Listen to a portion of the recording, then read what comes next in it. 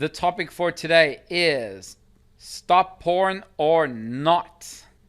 You're getting married. Your partner tells you that they will only marry you if you stop watching porn, as they see it as a form of cheating in their eyes. You have two choices: either agree and stop watching porn, or try to convince them it's not cheating. All right. I've been wanting to do this for months, actually, this dilemma. And now we've got a nice group of people. So let's get started. And the question is, do you agree and stop watching porn, or do you try to convince them that it's not cheating? So you've got to try and convince us. And let's start off with Teresa. Good to see you again. Welcome.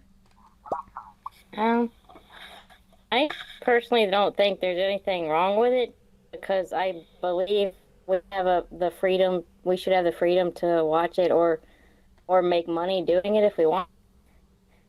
Um, when it comes to being in a relationship, let's just say I personally would not mind, but if I had a partner who asked me not to do it, I would respect their wishes and not do it because okay. But I don't know. It's hard to decide because it really depends on the individual. Some people don't mind, some people do mind. I personally don't mind.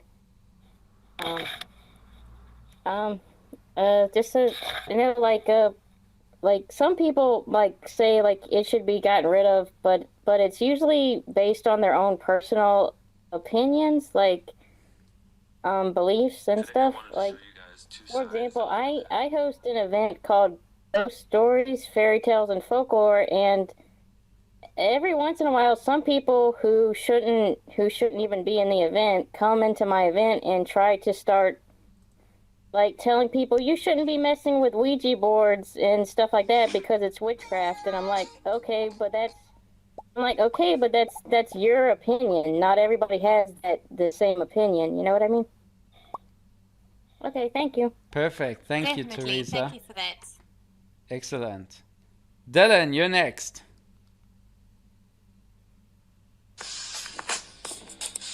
Well, then I would tell my husband, okay, you're gonna have to start making porn for me instead to replace my whole collection. But I think it's unrealistic. But I can understand why people are against porn. There's the issue with human trafficking. I think it's interesting because there's a statistic apparently that a huge fraction of internet traffic is made up of pornography. And recently, Pornhub got in trouble because they were being accused of human trafficking. Because there were one thing that's a problem now amongst young people is that, they might have a boyfriend or a teenage girl might want to impress a guy and she films herself and then these pictures get spread around and they were getting uploaded onto Pornhub and they didn't want to remove them. So Visa got involved with it and was threatening to cut off traffic with them. So now they have this verification system. But anyway, my answer is that if I really love the person, I would agree to stop watching porn of other people, but I would ask them to make it for me instead, because then that's not cheating. Okay. Thank you. Sounds like a plan. Guy G. Folker. G or G? I'm not sure what you G. want to say. Okay, awesome. G. Hi and welcome. Hi. Hi. Yeah, you pretty good point. I'm kind of with those two right here, as far as like if you really cared about your other half, sacrificing something, and kind of like what he was saying as well. It is an issue, um, trafficking and all. So yeah, to each its own. Uh, However, I mean, if you have kids, I don't know if you'd want your kids to grow up watching it at 5 years old, but it's very so. I mean, it's kind of a one of those issues where it's hard to tell. I mean, what is right and what is wrong? Because I mean, I don't know if you want your 5 year old daughter to watch some girl giving a blowjob. or your son to be watching some guy giving another guy a blowjob, but So, can I ask I you a mean, question? So, your girlfriend, wife, I'm not sure, or your orientation says to you that you're watching porn and I feel like you're cheating. Would you stop watching it personally, or would you try talk to them and try convince them that it's not cheating? well, I would sacrifice because I care about my other half. I mean, I would sacrifice because that's what love is, sacrificing for your other person. So it means putting them before yourself. So if you really love somebody, then you put them before yourself. Just like if you love your kids, you put your kids' needs before yourself. You let them eat before you do. So Awesome. yeah, Thank you very much. Thank you. We really thank appreciate you. that. Thank you. Awesome. All right, Pavel. Hi.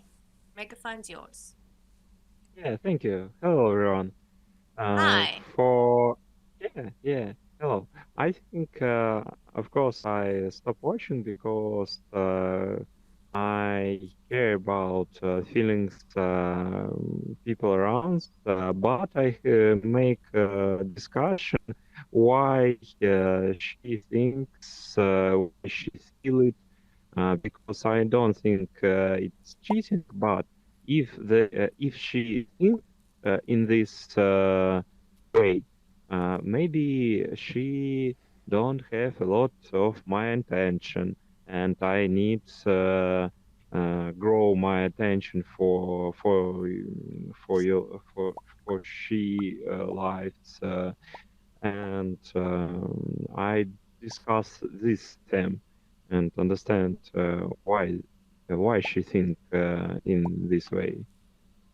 Thank you. Awesome. Thank you. Thank you very, very much. Nice answer there. Buddy by Disney. Microphone is yours. How are you? Sorry, 1 second. There we go. Microphone's yours. Hi. Hi. I would have no problem if my wife said, stop watching.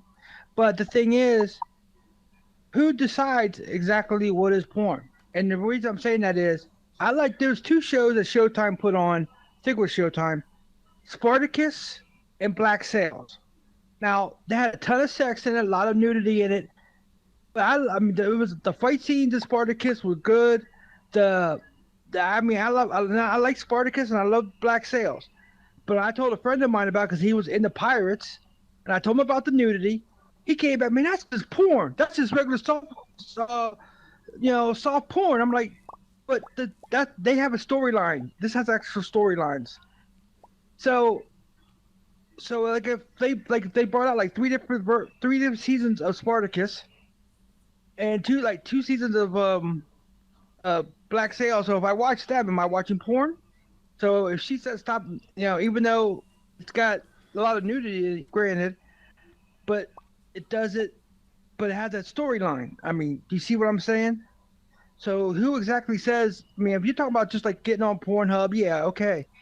But there's a lot of movies out there, TV shows, especially on Netflix, that are for mature audiences, which has a lot of nudity in it, but actually have good shows.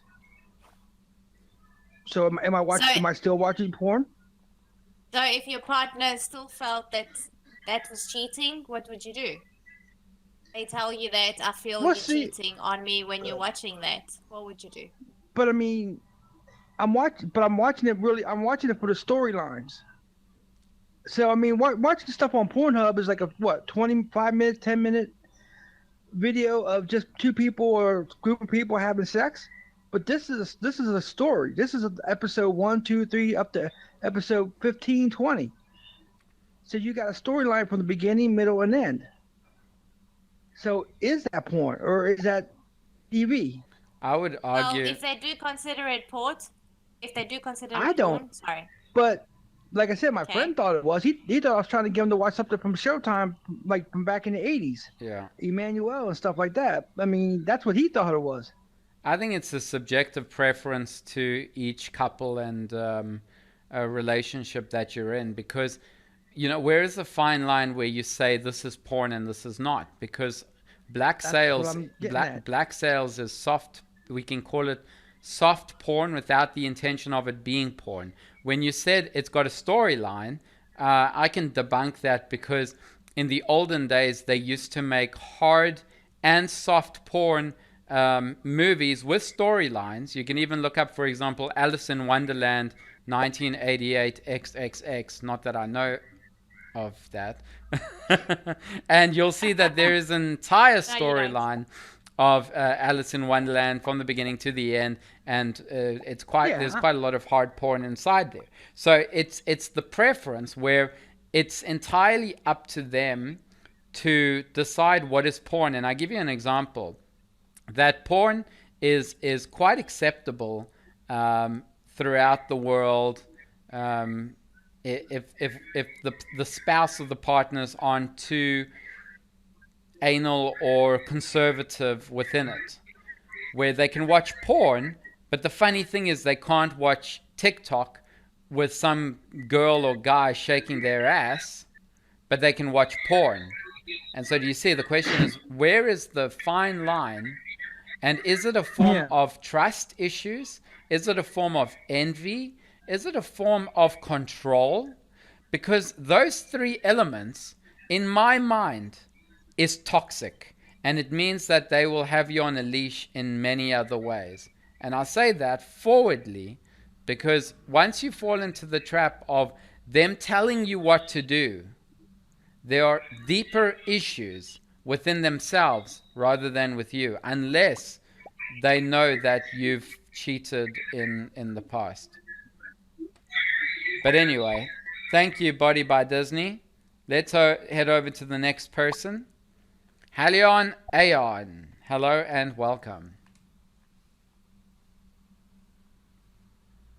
Struggle with the Halion bit. It's just Halion. H-Alien. That's all right. Alien. Halion. Yeah, that's brilliant. That's it. Yeah. Yeah, I think if you're lucky enough to be getting married and you care about the person, then, and assuming you're watching porn in the first place, which is a bit odd if you're going to get married, you would, of course, you'd agree if it was really bothering them and stop watching, or stop doing anything that really bothered them if they, if they were seeing that as a problem. Just on, picking up on the general point, I think there's at least 50 shades of porn. So, and there's a certain level that should just be stopped anyway. I mean, if anything that's really exploitative of young people or women, I suppose, or even men, if they're then that just shouldn't be happening in the first place. And there's an awful lot of that. It's certain level. I mean, okay, there's what you might call soft porn, which is debatable. It might just be entertaining. I mean, nudity in itself isn't necessarily porn. It's if it's part of a story and stuff like that, then that might not be. It's not seen as porn, really. I think we think of porn as something where maybe there's a little bit of violence or people are being forced to do things or whatever or something like that. But I guess there's porn that's maybe between people who like they consider it as an act, more like acting. Well, fair enough, get on with it. But any sort of porn that involves people who are too young or whatever, don't really want to be doing that, then that's obviously not right. So you would agree to stop the watching porn? Yeah. Okay. Yeah. Not that they're doing it in the first place. But, okay. No, it's Did you get okay. my 50 Shades of Porn? 50 Shades of Porn? Oh, right, never mind. Thanks, Thanks, Alien. All right, next we'll head over to Rich456. Rich, hi. All right. Hi. Let's see. I should be good, right? Yes. You can hear me? Yes, we can hear you. Good. So let's see. I would say it's a good thing they're having this conversation, because in this scenario, they're not married. This is a scenario that this is before they're getting married. So I just wanted to emphasize that it's a good thing. They're both to be applauded by having this conversation before they take the big jump, to make sure they are compatible with each other as opposed to waiting till it's too late. So, but as to answer the conundrum directly, I would say I've been listening to this. I think he's pretty famous. You guys might have heard of him, Dan Savage. He is a columnist and a sex advice podcaster.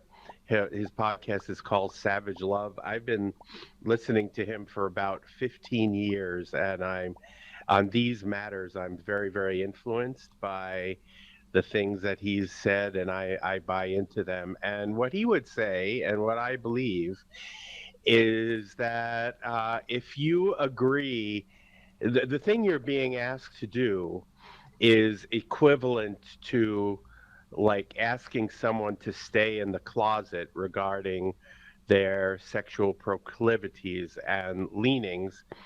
And when you do that, you're always going to have a bad result because people are just what they are. I mean, obviously, if it involves something criminal, that's a different thing. But as long as the thing you want is not a criminal thing, you know, hurting somebody, whenever anybody asks you to stifle it, they're just asking for for trouble, because those things are inherently unstifleable.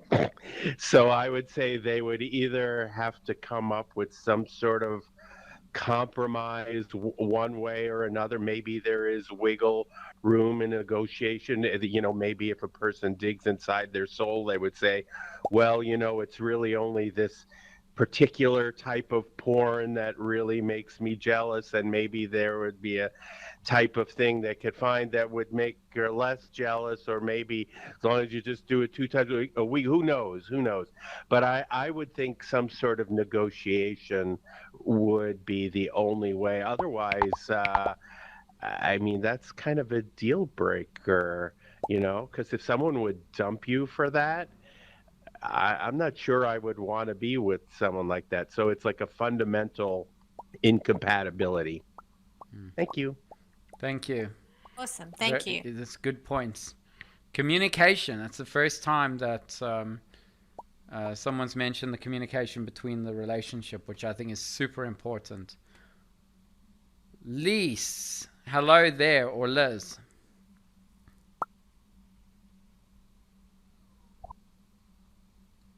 Liz, hi. Are you with us? Maybe not. Oh, no. Okay, you can raise your hand if you haven't spoken yet. Oh, you can't raise your hand. Hold on, let me give you that option. So I'm going to put up the allow hand raise participation if you have anything to say. We're still going around the table. So let's head over to the next person, which is Sam. Sam. Hi. Hi. I'm probably the old guy in the room. My wife brought this dilemma to me 20 years ago, and I don't see porn as a social dilemma. If anything, I would call it a personal dilemma, because porn isn't something that I'm really comfortable doing with other people, but I'm not willing to give it up either. So my wife asked me to stop doing it, so I stopped doing it in front of her, and I stopped doing it when I could get caught. That doesn't mean I gave it up altogether. I don't see things as black and white. I see them as 50 billion shades of gray. So I don't just see 50 shades of gray either. So it's 50 billion shades of gray. And yeah, I think it's more of a personal dilemma. And if it's something that you personally disagree with, that's a battle that has to be fought within yourself. But I don't see it as a social dilemma. What would you consider a social dilemma? Oh, geez. Probably my mouth. I get in trouble for saying too many things in public. And my wife really dislikes that. So I'd call that more of a social dilemma. I don't see lines in the ground where people say if you cross this line, you are doing something bad. So my lines are probably further out than most people's lines. And so I call that more of a social dilemma, that boundaries need to be kept. And for me, it's being more sensitive to the people around me and not overstepping the boundaries that are normal social norms. So with the porn thing, I think yeah, I think porn's great. But I think people have arbitrary ideas of what porn is and what porn is not. But I had a guy tell me, who was an instructor at a seminary for divinity school, tell me that one of my favorite authors was just porn. And that turned me off. And so I didn't have anything to do with listening to what he had to tell me in the future. That was, geez, probably 24 years ago. But I still read that author, and he's still one of my favorite authors. So yeah, what is porn? What is not porn? That's one thing. But I think the social dilemma of this thing is more, where are the boundaries, and am I crossing the boundaries in a way that make other people uncomfortable? If so, I shouldn't do that. So that means I shouldn't enjoy porn in public, or it should be something that's done in private. So That's it for me. when we started the social dilemma and the moral dilemma, we thought about the weighting between the two of how it can affect certain circumstances, people, and just the environment in general. So if we take a look here, you'll see that a social dilemma is an everyday situation in which somebody makes a decision out of self-interest between two courses of action. On Friday, we're going to do the moral dilemma, which is an extreme moral or ethical situation in which somebody has to make a difficult choice between two courses of actions.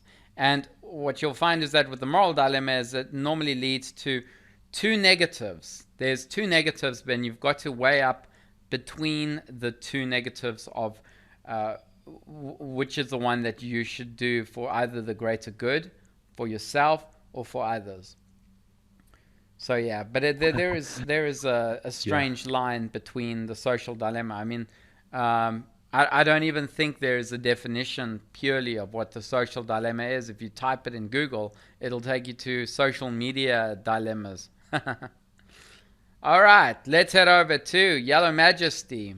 I thought I would be convinced by now of how to talk to my spouse or my partner about this pornography situation, and yet it's still clear as mud that it's difficult to try to convince somebody. Nobody here in this room has tried to convince me that watching porn is not cheating. And if somebody can try to convince me, then that is a good way to have the discussion for when you're doing negotiations. So, your Yellow Majesty, hello. Can you convince me? Hi there. I'm not sure about that, but let me raise a couple of points. So first of all, let me just answer the question at hand. Yes, I would stop watching porn because I would prioritize my relationship in front of my ego. But that said, let me just raise a couple of critical issues. No one here has emphasized implications of watching porn. So watching porn alone don't necessarily bring you that deep satisfaction. Implications of using it as a medium towards reaching a certain level of satisfaction, which I believe that the better half in a relationship is experiencing as act of cheating. So I'm not sure if there is a distinction here.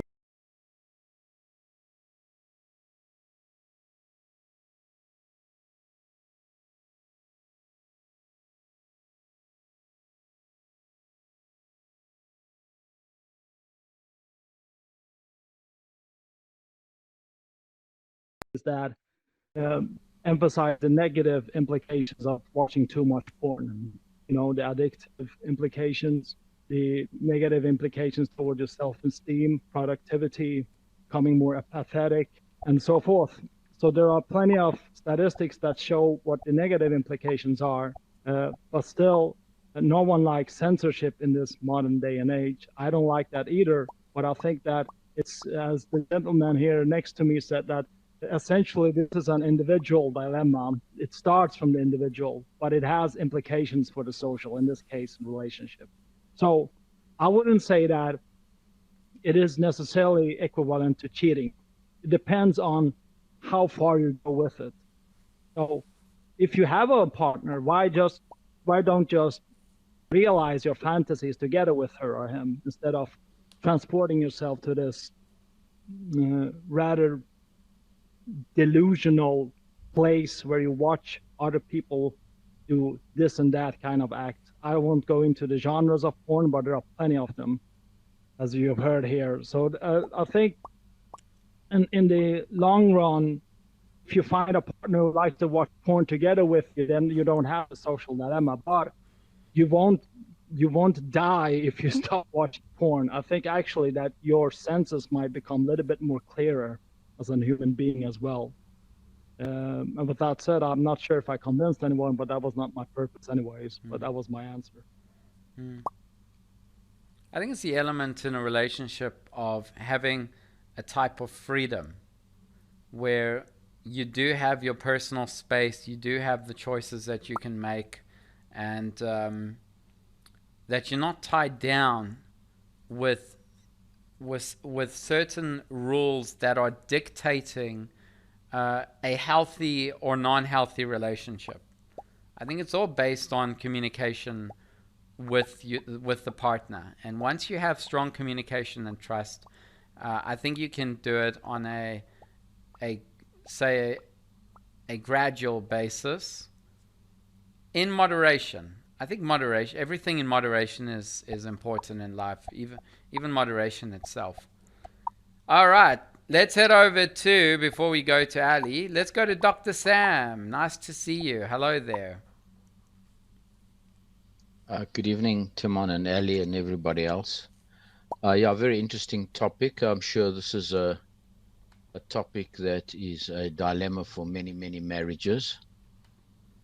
I have some associates that recently got divorced because the husband was addicted to pornography, and was unable to break the habit, which was quite a sad situation. I would ask the question, what does the pornography do for that individual? Is it a curiosity? Is it learning? Is it addiction? Is it a form of voyeurism? I think one needs to understand that situation, and if it is in any way harmful, and it is not curiosity, I think yes. In my situation, if I was in this situation, I would certainly go and get counseling. First, psychological counseling of why I am addicted to pornography, and I would certainly try and stop watching pornography to sustain the relationship and to continue with the relationship. But I would certainly look for the underlying cause of this fetish or addiction. Thanks, Timon. Well, I've got a question for you, Dr. Sam. So porn is not a new thing. It's not since internet's been around that there's been porn. There's been magazines for hundreds of years, or just about 100 years. And when you're 12 years of age, up until, I don't know, 25, it's a normality. And as soon as there is a stronger relationship, all of a sudden it's a sin. Which means that that addiction that starts off, or curiosity that starts off, how is it worse when you're older rather than when you're young? What is the difference? Timon, I don't believe that at all. What I believe is that pornography has been made taboo by societies and by religions. If we go back historically, pre certainly Christianity or the Old Testament, for example, the ancient Greeks, it was quite open to have an orgy in public. There was no shame around the sexual act, and there shouldn't be any shame around the sexual act. The sexual act is what binds and bonds people in a relationship, and it's not only for procurement, for procreation. I mean, we as Homo sapiens, and certainly our ape relatives, for example, the bonobos, they engage in sexual activity not to create children only, but for pleasure. The bonobo is a classical example, and we also enjoy sex as a pleasure and a binding mechanism for relationships. There is, of course, reasons for that, which anthropological reasons for that, which you don't necessarily have to go into. So suddenly, the sexual act was demonized by many religions, severely demonized. And in fact, for example, the Catholic religion, if you were masturbating, it was regarded as a sin. And in fact, they used to tie children's hands up to stop them from masturbating. They used to, in fact, put bells on the penis of young children so that the mother knew exactly when the child would get an erection. Now, a child has no control over an erection. Erection just arrives, unwanted. So all these things, so sex was demonized and made so taboo that typical in human nature, something that is taboo, one craves to look at. So let's assume that we didn't have these taboos. I don't believe we would have pornography. I think the way society has structured itself has created this industry of pornography, and it's a mega industry, and unfortunately it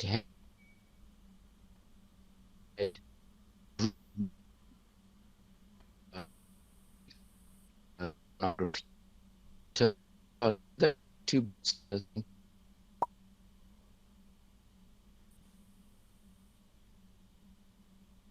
Thank you, Dr. Sam. That was interesting. Tim, are you still with us?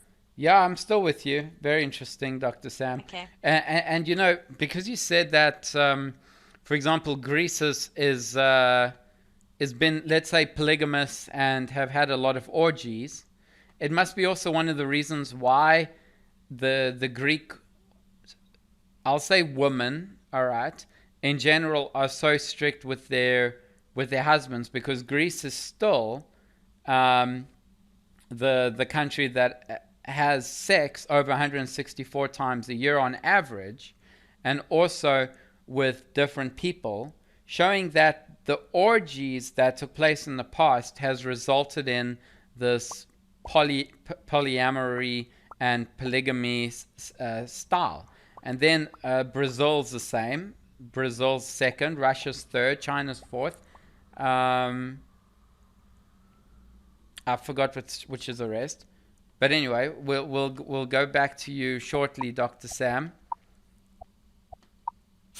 Ali, can we go to you before we go to open the table? Yeah, I would like Dr. Sam to finish what he wanted saying before I continue, because I feel like I just wanted to pose. I just wanted to pose a question. Sorry. That us as Homo sapiens, are we by nature monogamous? Because you made, I mean, the whole way that our sexual organs have been designed shows that we are not monogamous. No. You know, as far as I'm concerned, there are very few animals that are monogamous, but I mean, the birds are a typical example. They're monogamous. Yes. But if you look at the shape of the human penis, Yeah. it is specially designed in such a way to vacuum out the sperm of other Homo sapiens. So so the way we've evolved, I don't believe we've evolved to be monogamous. Yeah, no, look, evolution-wise, we're definitely not monogamous because we can impregnate a number of different females, and females can be impregnated by a number of different penises, right? Over a certain lifetime. Yeah. However, the only thing that stops us from being polygamous or monogamous is our consciousness. But if you take birds, for example, a duck's vagina only allows one penis, and it's because it's shaped like a key, and and each duck's penis is shaped like a key. It goes inside the duck, and then afterwards, many other males try to pursue the same duck, but is unable to procreate, which means that it's not out of choice that the duck is monogamous. It's out of evolution that it is only monogamous because it won't allow another penis. And obviously there's no consciousness within that. But yeah, that's very interesting.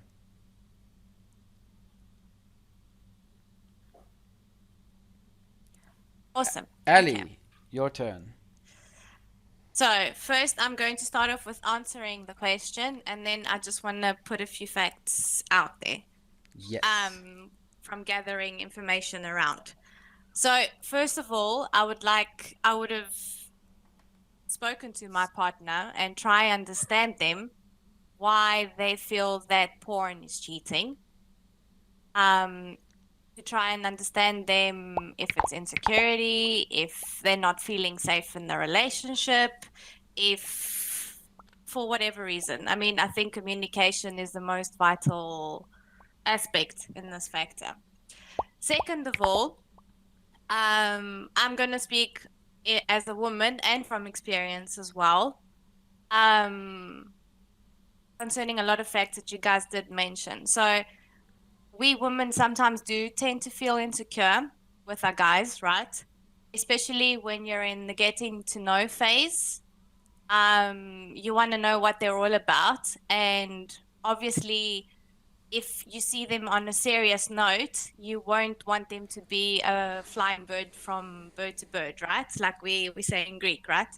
So you want to know that they are somebody that you can rely on in the future and that you can feel safe with. Now, we all know everybody watches porn. If it's going to be in the sense of eye candy, 100%, then there's no problem. If it's a sign that somebody is addictive to porn, and to what extent, if it becomes dangerous in the relationship, i.e. they start falling back in the relationship, they start cheating, they start living a double life, and then the whole family unit falls apart, then in the beginning of the relationship, when you're trying to understand somebody, obviously you try to see the signs, what they're all about. So I'm totally talking from a woman's perspective, okay? On the other hand, we all have things we get off on, right? If it's just eye candy and you feel safe in the relationship, safe. I mean, what does it mean by feeling safe? You know that they are serious. You know that they are, gosh, I'm totally going off track here. Anyway, somebody that you can see seriously, right? And that you know they're not going to be living double and triple lives, then that's fine, 100%. Also, touching up what Yellow Majesty said, why porn has also become dangerous is because they put, like Dr. Sam said, sex is supposed to be something that is not bad, right? It's a mean of connecting with your partner, and the way the porn industry has come to portray sex it's lost the whole emotional bond between the couple, the love in the relationship, and it's all about just the physical aspect and losing that sort of the way of connecting with your partner. So if porn does drive somebody to the extent where they become all about just their physical satisfaction and losing that emotional bond in the relationship, what's the point of having a relationship? Just to have a family and have children and just to live a life with. I mean, that's the whole point of being in a loving relationship, is to have that connection and that love bond with your partner. And if you're not going to be getting that from your partner because they're addicted to sex, from both sides, being a man or being a woman, it's just going to be physical, and it's going to be like doing a piece of meat. Sorry, I'm going to put it as raw as possible. Maybe that's why, that's why maybe some people do feel threatened by porn. But that's why I said you have to speak to your partner and try and understand why and what it is that makes them feel so insecure about it. So yes, let's bring on the debate, seeing as I brought up so many topics. Yeah, well. Oh, but before we go, yeah. Tim, what would you do? Yeah, I'm not convinced. Also, sorry, I also wanted to add, sorry, I totally agree with you that it shouldn't be a control factor because of somebody feeling insecure. People should have freedom in the relationship, and if it's just in the sense of eye candy and just sort of like eating something and that just brings you satisfaction, why not? As long as it doesn't bring a physical problem to the relationship and it starts causing problems in the relationship physically, then 100%. I just wanted to add that as well. Yeah, I'm all for I'll be quiet. I'm all for the non-dictation type of relationship. So I mean, first thing is, before you get married, you should know the person. So I would never marry somebody that would tell me exactly what to do, what not to do. That doesn't work. I believe that a relationship is about sacrifices, and it's also about compromise. So you compromise in certain aspects, and you make small sacrifices in other aspects, but not complete sacrifices. And I think, as was mentioned around the couches today, is that communication is very important. If you can communicate and negotiate your terms, then I'm sure you can come to a compromise. Because the thing is, porn does become addicting, and it can ruin your sex life. Because if you're watching it, for example, 2-3 times a day, and then you're not having sex with your wife on a weekly basis, or I'll say fortnightly basis, you clearly are more satisfied to be fucking your hand than to be making love to your wife, you know, or your husband. So I think the compromise is that if they can tell you and say, listen, you watch porn 2 times a day, you orgasm 2 times a day, I believe in a strong sex life. Can you maybe do it once every 2 days, and just so that our sex life can pick up again? Because if I looked at the stats, on average, a person has, over a consistent relationship, they have sex once to twice a month. Okay? Which is not a lot, which means you're doing a lot of masturbating in between that time. And so if you can actually communicate, it might even make the relationship stronger. It might make the bond stronger, because that addiction could also be a weakness, because you can be addicted to anything. And I'll give you an example of mine, and that is, I'm a remote worker. I'm addicted to waking up later than 10 a.m. in the morning. And then I wake up and then I say, you know what? The bed has won again. That is an addiction, to be wanting to wake up late, to be wanting to watch porn, to be wanting this. So you should also do it for your own health rather than the relationship. Because when you succumb to an addiction, the addiction causes problems in other aspects of your life. So yeah, those are my thoughts. Ali, I want to go to Liz. Liz, I see you've come back and I would love to hear your thoughts. Let me just find you quickly. Liz, hello. I mean, I don't have thoughts anymore. So many people expressed the thoughts already. I think I agree. I think the first thing that where my mind went to at first was the insecurity. Like, why are they asking you not to do something that is part of who you are, maybe? And that I agree with the gentleman that was sitting next to me. We had to have these discussions prior to, making a. It's based on compatibility and figuring out if we have tolerances or limits that we another. I think everything boils down to communication, and if there's poor communication in the beginning and you see red flags, don't ignore the red flags. I'm not going to say for one couple over the other or one person over the other that they should or should not do porn. I don't like shoulds. I think everything is based on the couple and the individual, and being realistic with yourself around whether you are matched with that person. I'm divorced. I married and divorced before, and I had a very idealistic view of how to enter my marriage when I was younger. I was in my 20s.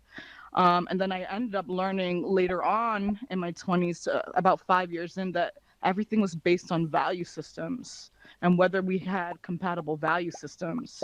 And my husband did not have the same value system as I.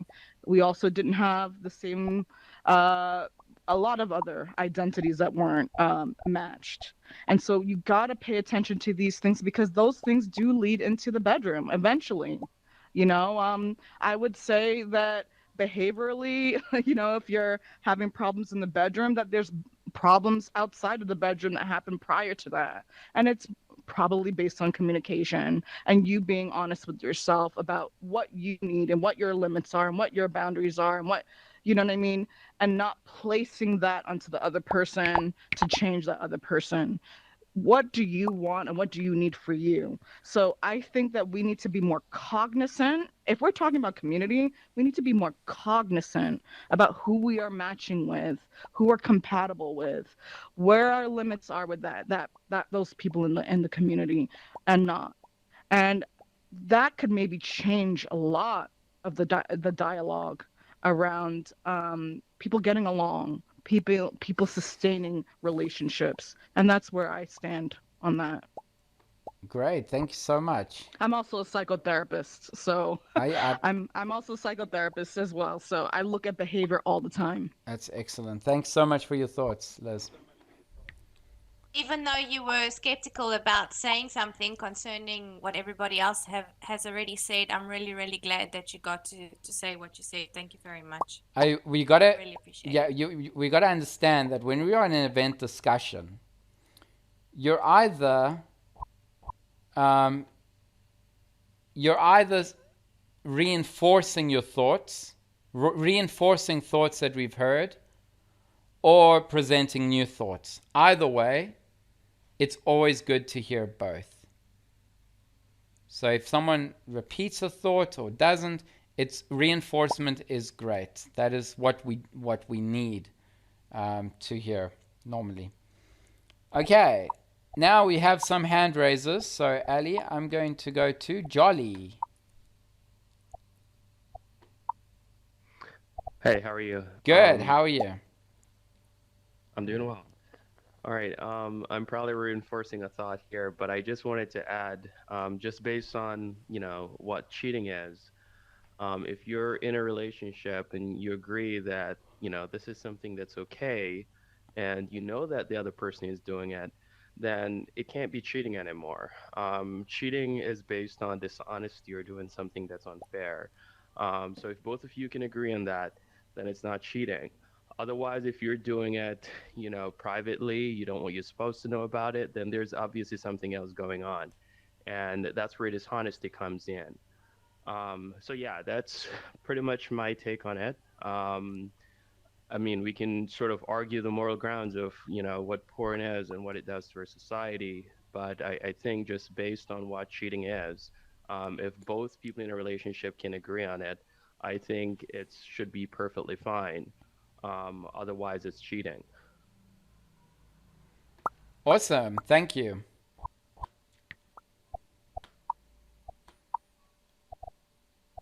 Ticondero. You're on air. Hello. Hi. Can you hear me? Yes. So I have a couple of questions here. This is all strictly hypothetical. Are smut novels considered porn? Like worse than 50 Shades, like XXX hardcore romance novels, as they're sometimes referred to as. All up to perception. Yeah, I mean, it's once again, it's subjective. Some people found say your partner. Some people found Black Sails porn. Sorry, go ahead. Black Sails, a normal season. Okay, yes. So say your partner says on day one, before you're married, they think smut novels are porn and they're not going to have anything to do with them. And then you're married for like a really long time, like many, many years.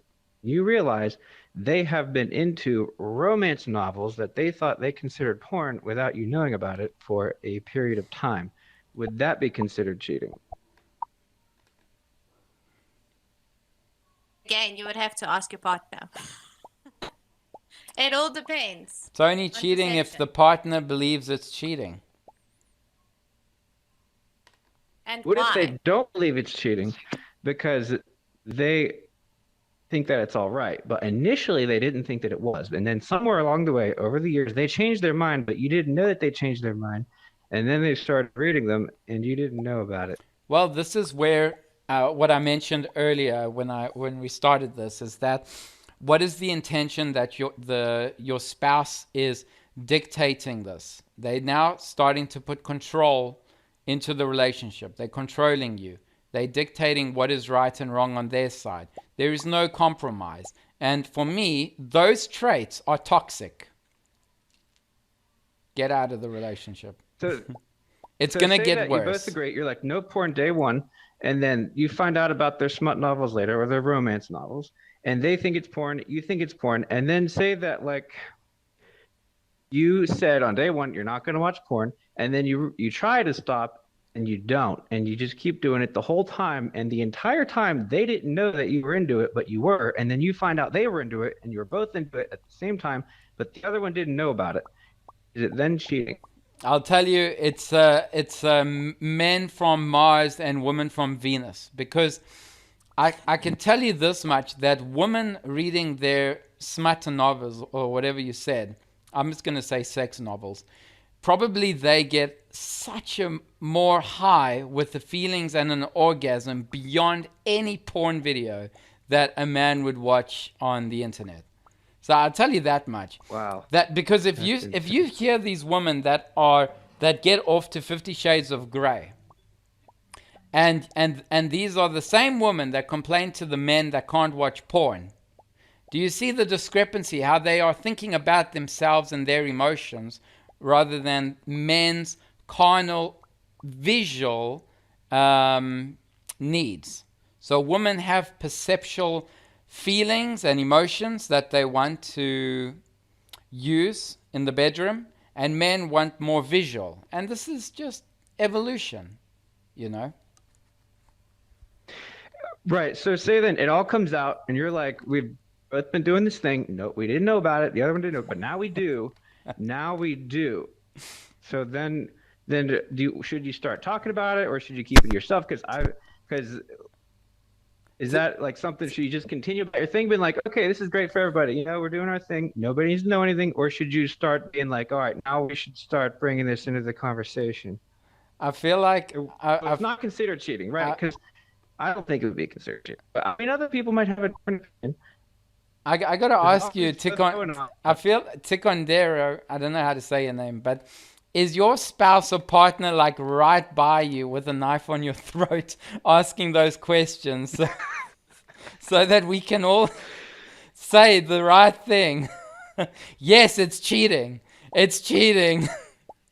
Save yourself. All right, so say that you're both fine with it, and you're like, all right, we understand what's going on. We're fine. We want to move on with our lives, get on with our relationship.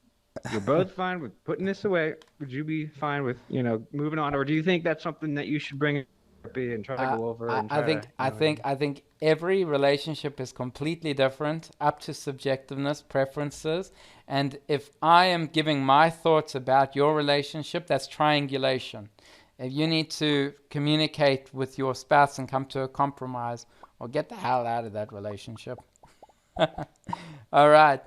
Thanks, Tikondera. I'm going to have to move on to the next person. We have no soup for you. Hey, how you going, guys? Good. This is a really interesting discussion. Okay, two things. One thing is, I'll start with now. This whole situation is usually based, I mean, honestly, mainly on men, because men are more prone to looking up porn, right?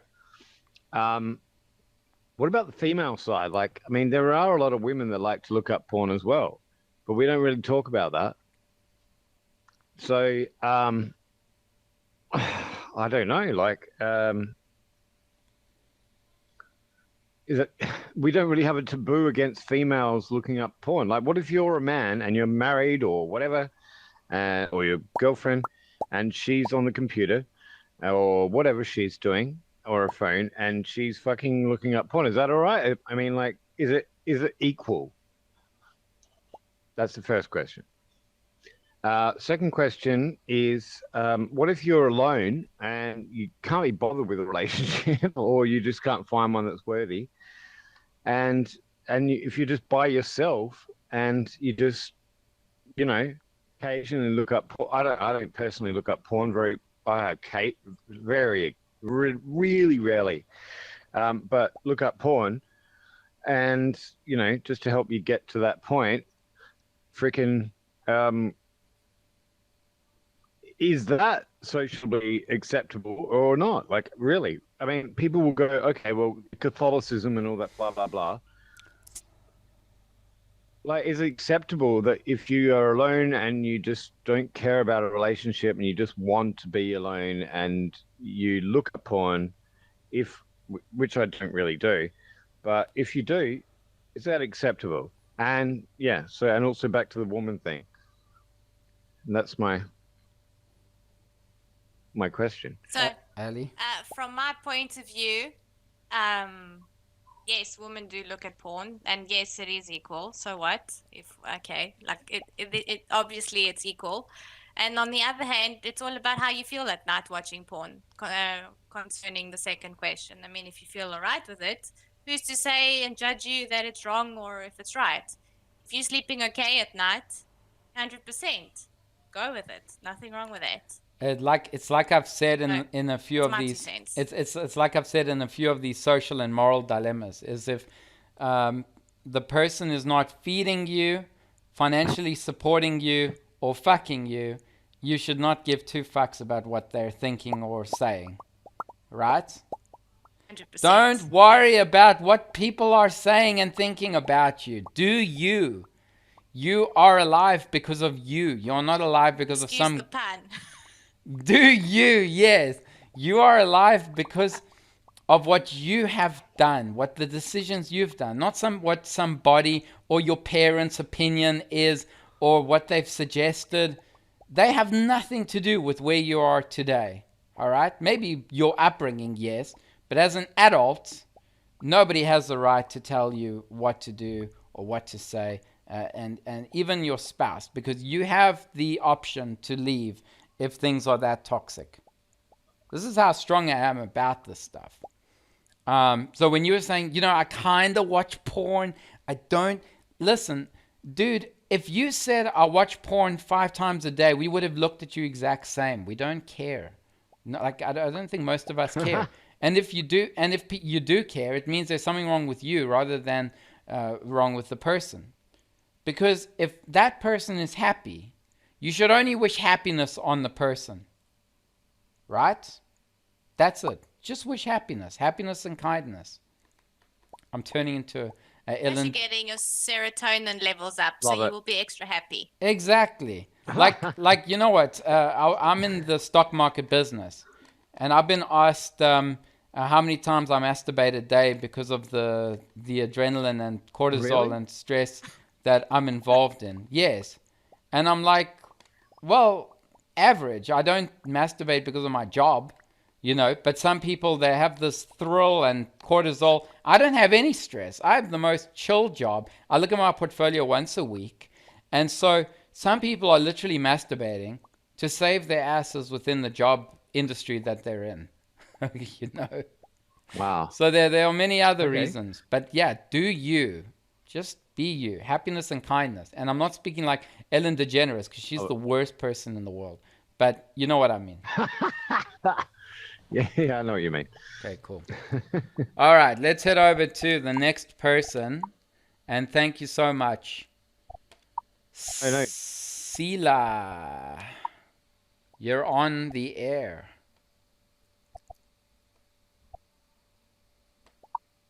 Oh, you're not. Okay. Let's go to Yellow Majesty.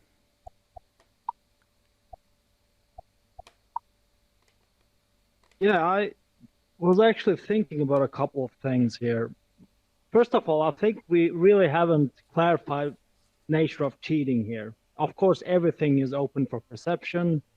No one disagrees with that. But still, there are some boundaries which I think we can agree upon within the frame of a relationship. I will still go back to my main argument.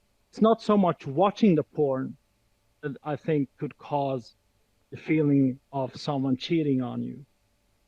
Of course, in a relationship, we communicate. That's the fundamental nature of the relationship. But imagine people working in the porno industry, or people in the film industry.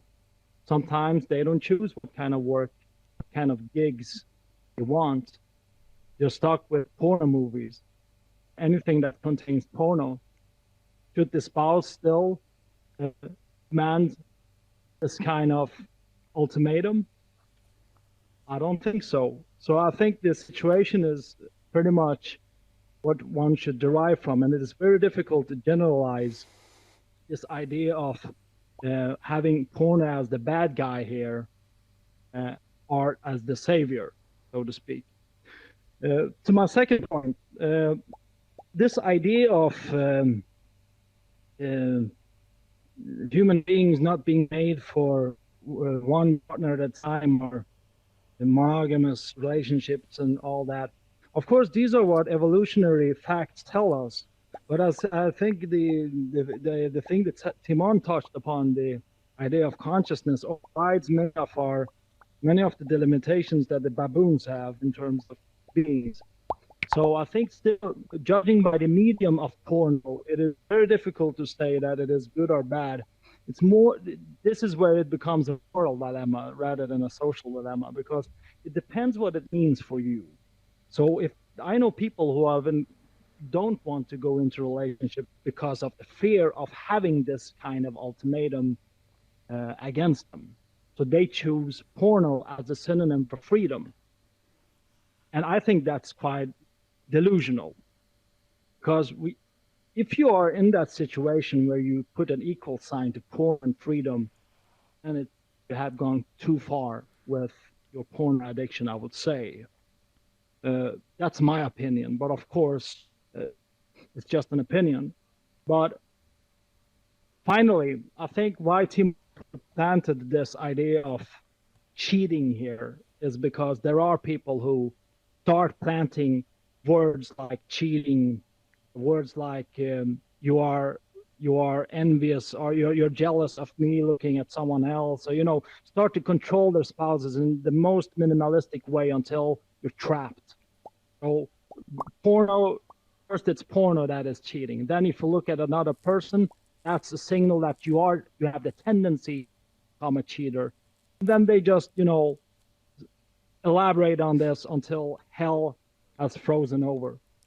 So I understand the point of view that you have incorporated into this dilemma, Timon, but I still think that the very nature of cheating is what actually decides whether or not one wants to believe in the idea of stop watching porn, because that could be equal to giving away your freedom for some people. All right. Thank you so much, Yellow Majesty. Dr. Sam.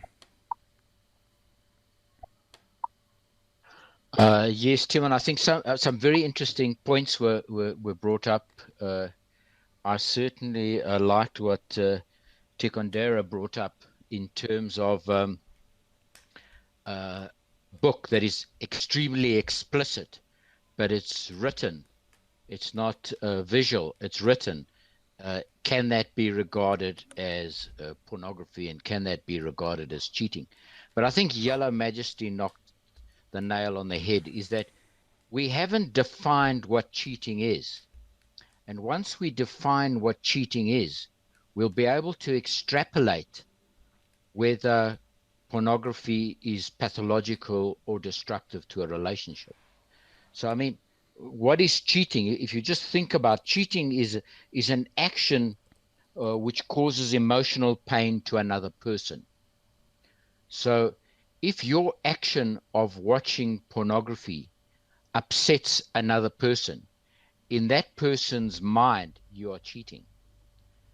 If it is not pathological or destructive in the relationship, then it's a point of discussion that then that person is oversensitive or insecure. So these are things that are extremely interesting, and sadly there are many marriages that break up because of pornography and are plagued by pornography. And it's the way they have been, how pornography has been marketed, unfortunately. But anyway, that was my 2 bits. Thanks. But do you not agree that literotica, which is the sex novels, can give you more of? I mean, it's porn, but inside the mind.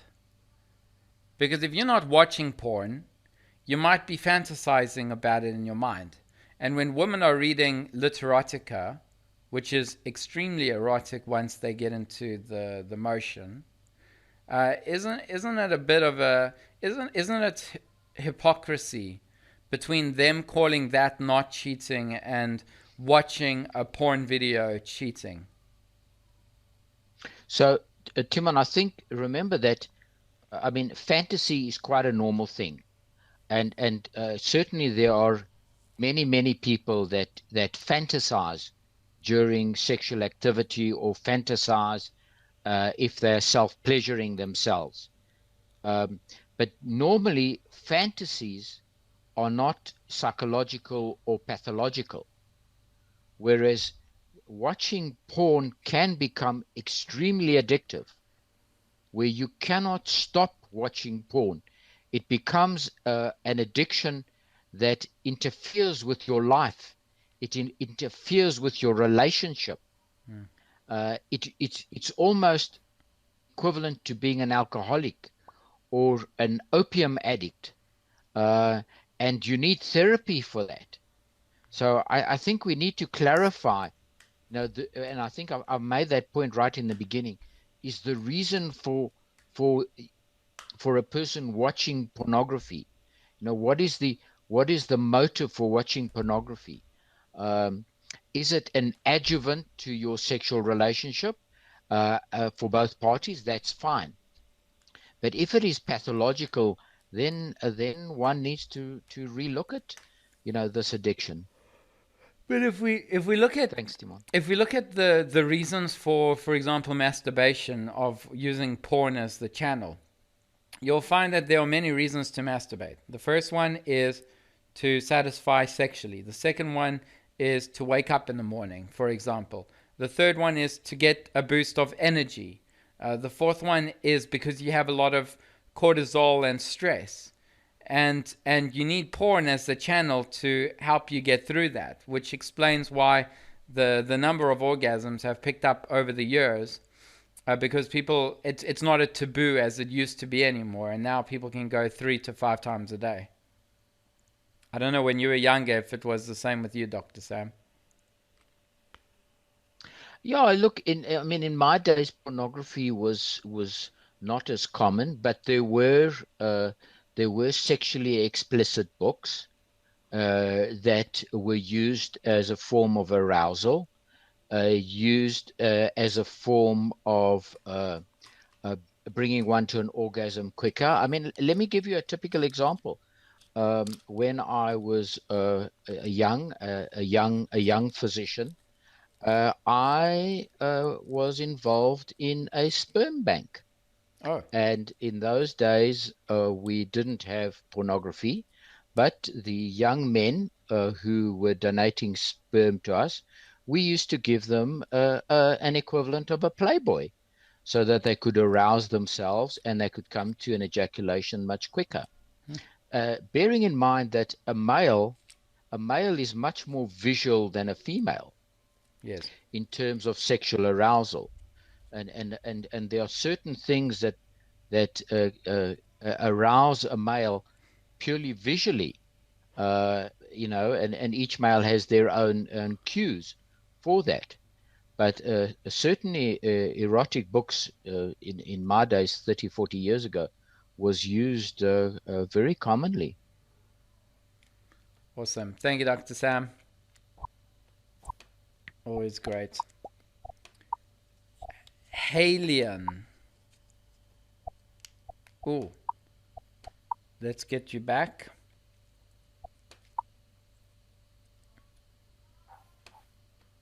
Halion. I just gave you the megaphone, Halion.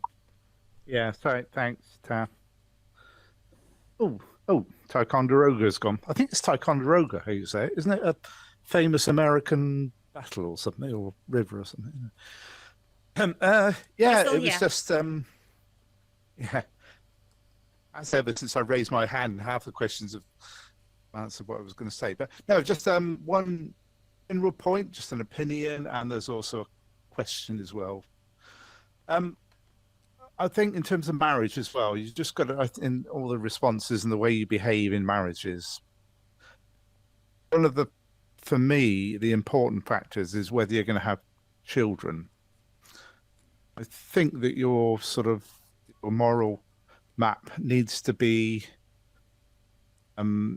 maybe change or take into account if you're having children or not. And for me, I sort of see the purpose of marriage is to create a financial and socially stable environment in which to have children and at least get them to about 20, and then you can kick them out. And before that and after that, you can do what the hell you want, as far as I'm concerned, between consenting adults. It doesn't really drive me an awful lot. But I think if you've got kids involved, then things like porn and that could be a very bad thing. Yeah. So, I think there's a little bit of a window in your life where you should really be concentrating on other things. Outside that, I'm much more sort of less bothered about what people do. The question actually was it just that it's come up earlier. Well, actually, one was that I was surprised about. Is it really symmetric between men and women? That's fair enough. Yeah, you told me it probably is. I don't know. These sorts of things aren't necessarily, obviously, in most other things there's equality, but in terms of this sort of thing, you can understand there not being. But no, I'm just curious, and maybe Dr. Sam knows more about this. In terms of porn, we mentioned maybe goes back to the Greeks and that, but has it always been around in human evolution?